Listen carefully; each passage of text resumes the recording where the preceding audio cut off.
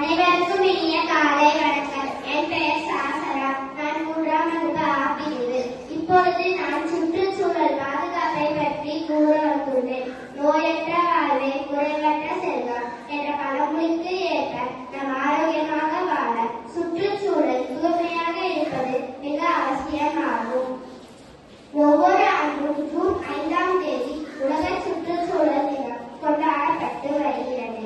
மரம் நடுதல், காடுகள் வளர்த்தல், சுத்திகரிக்கப்பட்ட தொழிற்சாலை கழிவுகளை வெளியேற்றுவது, அதிக மாசுபாட்டை உண்டாக்கும் திட்டங்களை கைவிடுதல், இவற்றால் மட்டுமே சுற்றுச்சூழலை பாதுகாக்க முடியும்.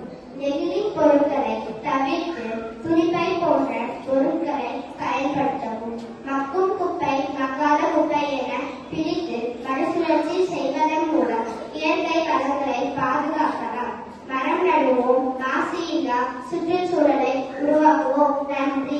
Kongunadu matric higher secondary school, Nallipalayam, Namakkal.